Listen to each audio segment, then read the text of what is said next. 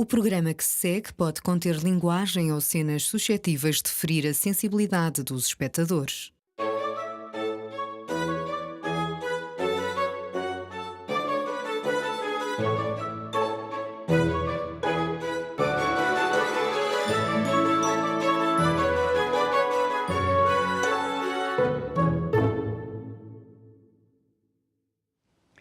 Olá, seja bem-vindo ao Anatomia de Vênus, o programa semanal que pretende abordar todas as temáticas relacionadas com a saúde sexual, descobrir as suas potencialidades, debater preconceitos e chegar a uma forma de solução para problemáticas na esfera sexual.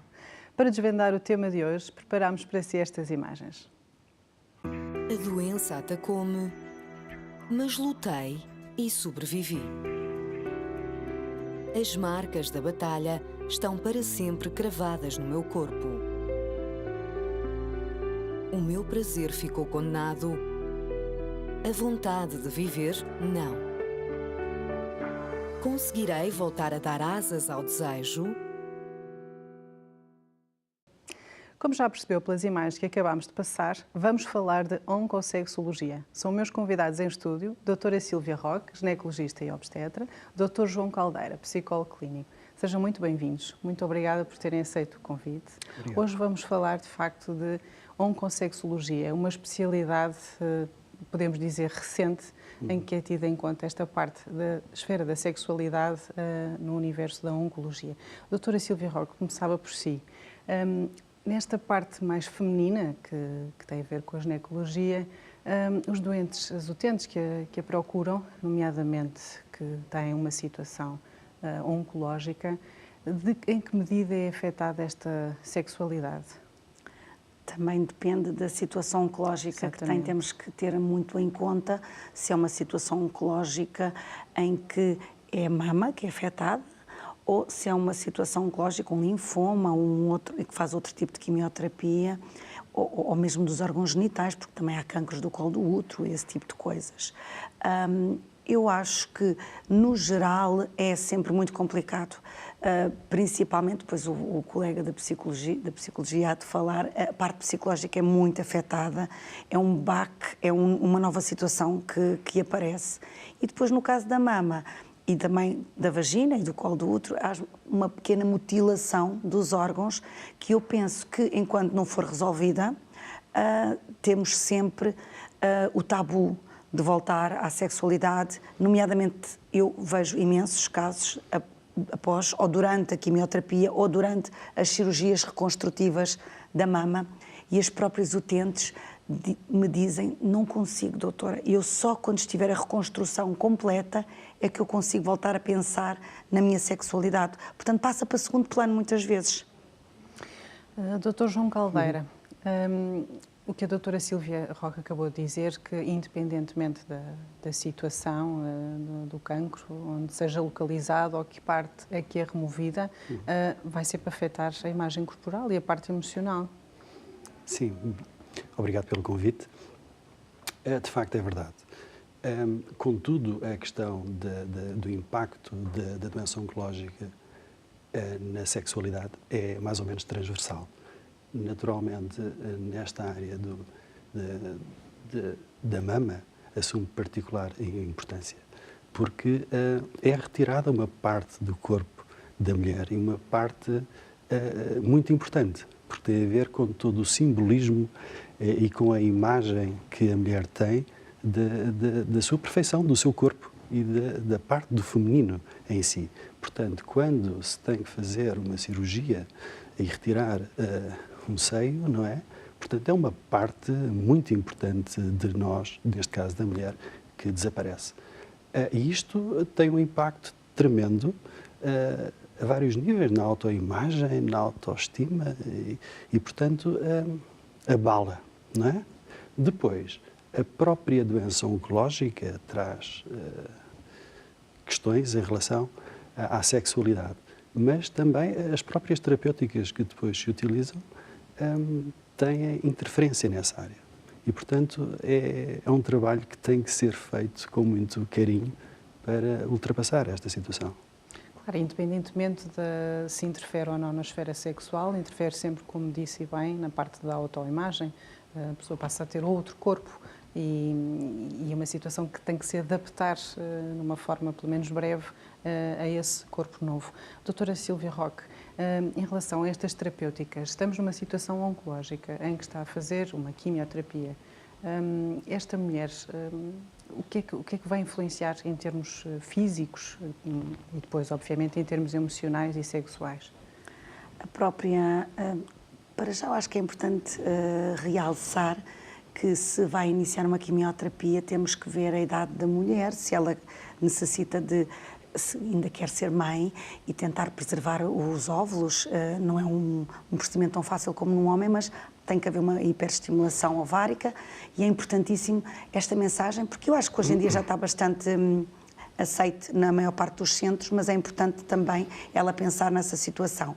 Depois, os próprios efeitos da quimioterapia dão muitas das vezes náuseas, mal-estar, a pessoa também com náuseas e mal-estar não tem vontade e influencia também a libido, porque os próprios químicos vão influenciar tudo o que é desejo, interfere profundamente no desejo, na lubrificação e não esquecer que no caso da mama, a maior parte dos tratamentos, depois, como é um tumor hormonodependente, nós estamos muito limitados em ajudar a mulher.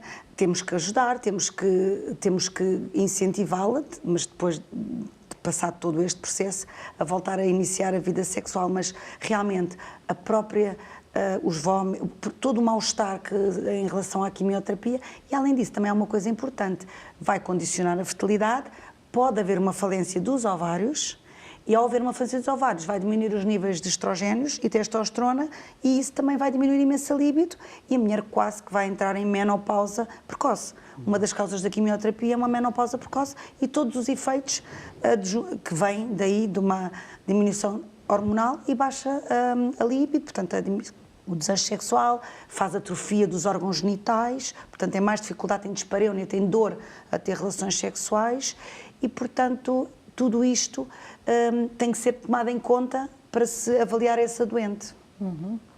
O Anatomia foi falar com a doutora Alice Varanda Pereira sobre a cirurgia reconstrutiva. Vamos ver.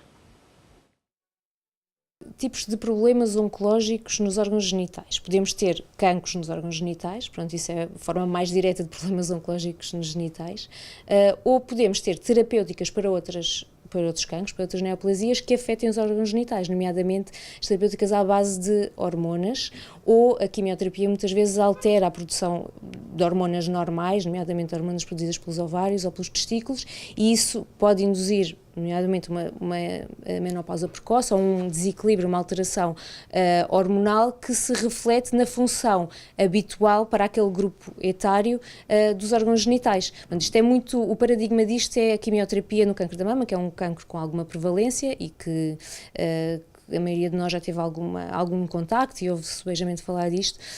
As terapias mais sistémicas, ou seja, à base de quimioterapia e de hormonoterapia para o câncer da mama, podem, com alguma frequência, induzir uma menopausa precoce em pessoas que ainda não estavam na menopausa e, portanto, todas as consequências de uma menopausa numa pessoa jovem, nomeadamente na função sexual.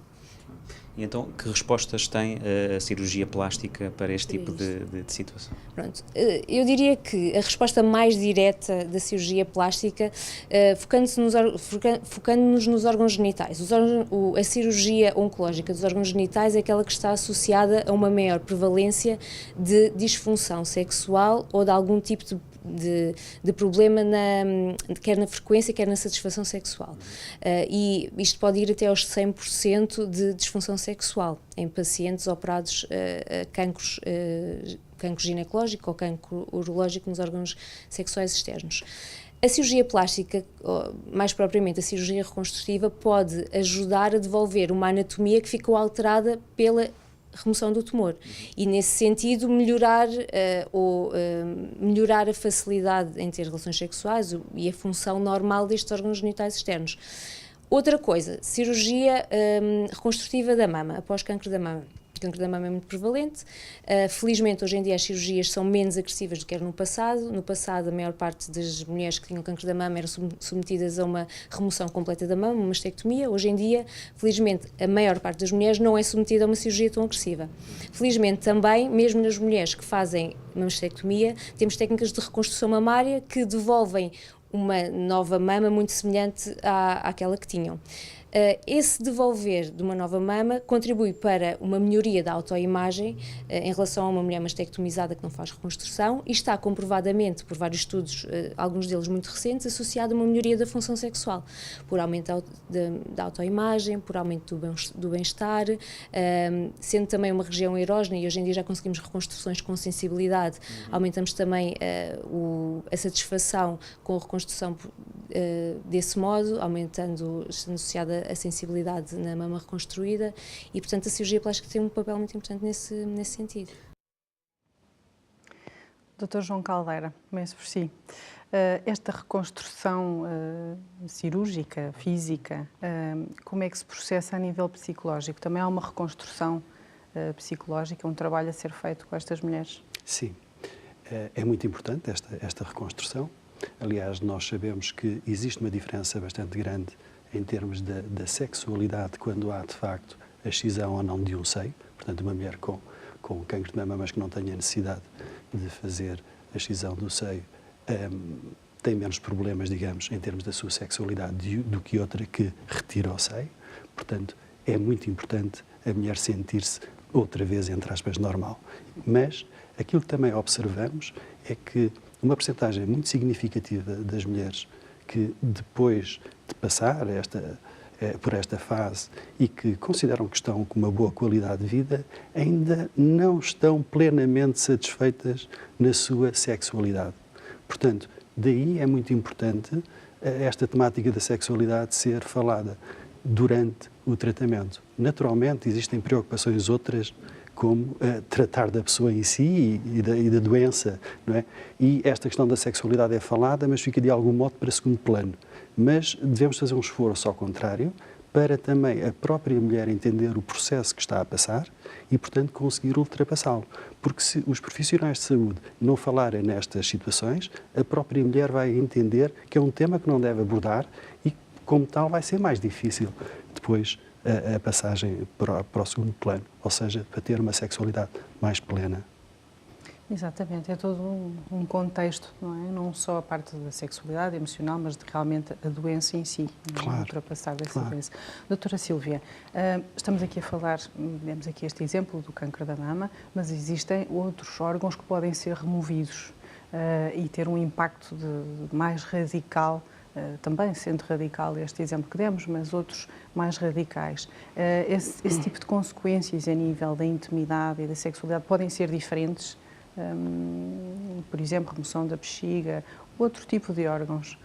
Pronto, e mesmo da vagina, e mesmo na vagina, por genital. exemplo, se existe um carcinoma do colo do útero, em que temos que fazer radioterapia intravaginal, vai haver uma atrofia da vagina e vai haver consequências grandes, nomeadamente uma dor na relação sexual. E havendo dor, claro que havendo dor também não há uma vontade, não há um desejo e há muitos órgãos, há muitas quimioterapias e há muitas remoções. Estas remoções, por exemplo, estão-me a lembrar até a própria vulva. Há senhoras que ficam sem a vagina, ou sem vagina, fazem aquelas isenterações, são tudo cirurgias altamente mutilantes. Claro que algumas ficam muito limitadas sexualmente em termos de relação coital, mas há outras maneiras de se viver. O importante é este acompanhamento também psicológico e é o tentar ficar feliz porque também está viva e que se conseguiu ultrapassar a situação. Depois, lentamente, tentar voltar à sexualidade e eu costumo dizer que deve-se sempre fazer, porque o não ter relações coitais às vezes não se consegue porque realmente durante os tratamentos é muito difícil, principalmente a radioterapia intravaginal que se usa, não se consegue, mas nunca se deve deixar de fazer porque quanto menos houver relações também vai haver uma atrofia ainda maior da vagina e portanto tudo isto vai limitar imenso a vontade e o desejo, tudo. Muito obrigada, doutora Sílvia, por ter estado presente, pelo seu contributo. Falou deste tema com a sua subtileza, que é habitual. Vamos então ver mais um pouco da peça com a doutora Alice Varanda Pereira. A alteração da função sexual associada às doenças oncológicas está muito estudada porque, no fundo, a função sexual é um dos componentes muito importante, ou tão importante como outros componentes, da qualidade de vida em geral. E sabe-se que a qualidade de vida pode diminuir após o diagnóstico de doença oncológica e a qualidade de vida associada à sexualidade também. Isso é desde o início, desde o primeiro diagnóstico. O impacto psicológico de um diagnóstico oncológico pode ser muito significativo, uma alteração de paradigmas, uma alteração de perspectivas de vida, uma grande ansiedade associada, quer aos tratamentos, quer à perspectiva de como vão ficar depois, como é que o paciente vai ficar depois dos tratamentos, como é que vai ser a sua vida após os tratamentos, o que é que vai alterar. Portanto, essa parte psicológica de alteração, de ansiedade, pode ser muito significativa. Tumores nos órgãos genitais e na mama alteram também a autoimagem e a autoimagem, nomeadamente nas mulheres, a sua feminilidade, a sua sensualidade, e pode haver uma alteração também muito significativa nessa parte. Tudo isso e também os próprios tratamentos oncológicos, quer a cirurgia, a recuperação e a agressão física de ser submetido a uma cirurgia, os tratamentos de quimioterapia, de hormonoterapia, que podem debilitar globalmente muito os pacientes e, no fundo, deixar pouca energia, quer física, quer mental, e pouca disponibilidade para pensarem na sua sexualidade, pelo menos transitoriamente, ou durante os tratamentos, ou imediatamente após, pensarem e viverem a sua sexualidade relaxadamente, como viviam antes do diagnóstico. E também a parte em cancros que são dependentes de hormonas e que implicam uma castração hormonal ou algum tipo de manipulação hormonal, a manipulação das hormonas sexuais também se vai refletir na função sexual e, portanto, pode ter um impacto que, infelizmente, na maior parte das vezes é um impacto negativo associado a um aumento de disfunção sexual nos doentes sob esse tipo de terapia. Mais uma vez, o meu agradecimento à doutora Alice Varanda pelo seu depoimento e a sua explicação. Neste momento temos em estúdio o Dr. João Dores, urologista, que nos vai abordar a parte oncológica, mas neste caso no masculino. Dr. João Dores, muito obrigada pela sua presença, por ter aceito o convite. Já falámos sobre a mulher, sobre as implicações que existem na parte oncológica da mulher. No caso do homem, de que forma é afetada a sexualidade neste doente oncológico? Bem, no caso do homem, também depende do tipo de problema oncológico que estamos a falar, não é? Se estivermos a falar da patologia urológica que nós estamos habituados a tratar, como por exemplo o cancro da próstata, que é assim a grande neoplasia da urologia, sabemos que o cancro da próstata e acima de tudo o seu tratamento pode estar associado a disfunção erétil. Portanto, isso é um problema que nós tentamos resolver cada vez mais com as terapêuticas que temos. Temos estado a evoluir do ponto de vista cirúrgico no tratamento do cancro da próstata, exatamente com o objetivo de diminuir esse risco da disfunção erétil, que é uma das principais preocupações dos homens. Muitos homens têm cancro da próstata e às vezes a maior preocupação é até será que vou ficar sem ereção, do que propriamente a patologia oncológica em si.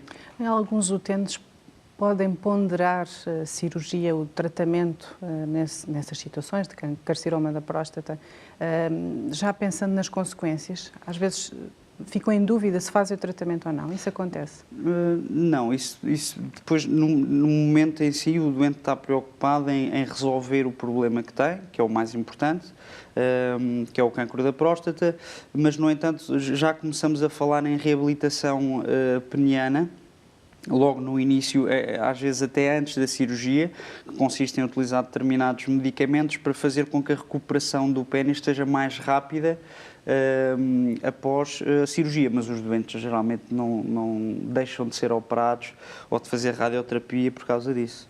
Okay. Dr. João Caldeira, estes homens nem sempre estão sozinhos. Portanto, por vezes existe uma parceira, um parceiro que convive, que acaba por passar todas estas fases da doença. O que é importante reter aqui, em termos desta relação? Sim. Isso é um ponto muito importante, porque estamos a falar na doença oncológica, naturalmente, quando falamos em doença há um doente, mas na oncologia é uma doença que afeta naturalmente o doente, mas tem implicações muito grandes a nível da família e também dos parceiros sexuais.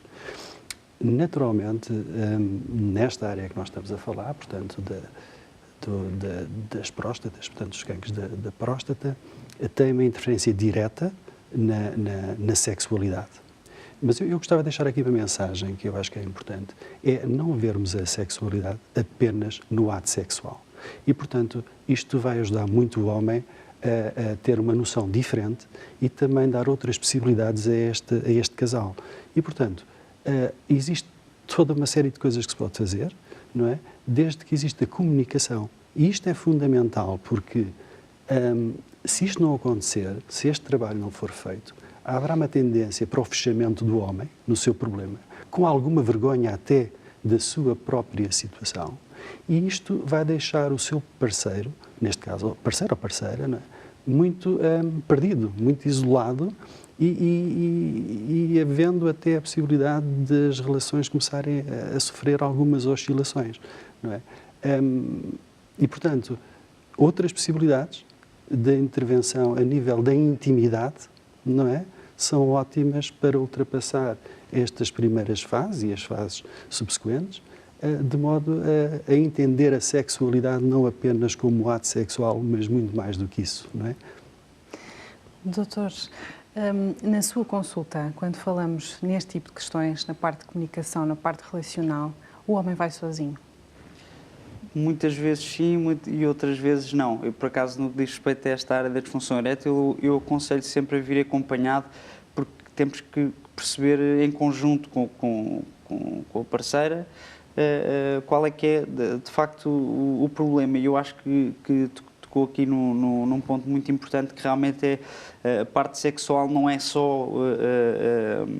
Genital? Exatamente, portanto é muito mais do que isso e nós não tentamos, isto não é uma coisa causa e efeito, eu não tenho ereção, levo este medicamento, já tenho, portanto, e está tudo resolvido. Não é assim que as coisas são. Geralmente até estes doentes são operados, já têm uma determinada idade, já têm alguns problemas de disfunção erétil, mesmo antes de serem operados, portanto o problema agrava-se, não é uma coisa nova e, portanto, deve ser uma coisa que deve ser abordada de uma forma conjunta. E acho que a psicologia tem um papel muito importante neste tema e devia haver realmente mais comunicação até entre os urologistas e os psicólogos. Eu, por exemplo, quando estive em Barcelona na Fundação Puigvert, que tem uma área muito específica de tratamento da disfunção erétil, eles tratavam dessa maneira, portanto havia sempre uma consulta em conjunto com um psicólogo, com um urologista e não era só fazer o doente tem disfunção erétil, leva este medicamento e está resolvido o problema, porque é muito mais profundo do que isso. E, acima de tudo, não prometer aos doentes como cabanha da cobra, nós não vamos conseguir resolver o problema, nós vamos tentar ajudar a resolver o problema da melhor forma e há muitos caminhos diferentes. Que tipo de respostas é que podem ser dadas em termos terapêuticos e alternativas a estes utentes? Em relação ao tratamento da disfunção erétil, num contexto oncológico ou não, aquilo que a urologia tem para oferecer, na realidade é muito pragmático. Portanto, nós fazemos um tratamento muito baseado nos inibidores da 5-fosfodiesterase, que são medicamentos que fazem vasodilatação do pênis, aumentam a vascularização do pênis e permitem uma ereção satisfatória, dependendo dos doentes. E nos casos em que isso não funciona, e como é óbvio, estes medicamentos não podem ser tomados só uma vez, têm que ser tomados várias vezes, tem que se verificar qual é o tipo de resposta. Se esses medicamentos não funcionarem, podemos passar para coisas mais invasivas, desde injeções intracavernosas, portanto, injeções que se dão diretamente no pênis para induzir a ereção. E quando já nada funciona e quando já se fez uma abordagem não só farmacológica, mas também uma abordagem psicológica do doente, juntamente com o casal, em último caso podemos ter que passar para uma cirurgia com colocação de prótese peniana. Portanto, isto é a última linha do tratamento da disfunção erétil. É a última alternativa. Exato. Dr. João Caldeira, Últimas palavras lá para casa, no sentido de dar um conselho sobre esta temática, sobre uma pessoa que realmente esteja a passar por esta fase menos positiva da sua vida. O que é que pode dizer? O que eu posso dizer é ter esperança, não se fechar, pensar também no seu parceiro ou na sua parceira, porque pode ter um papel decisivo na resolução desta situação.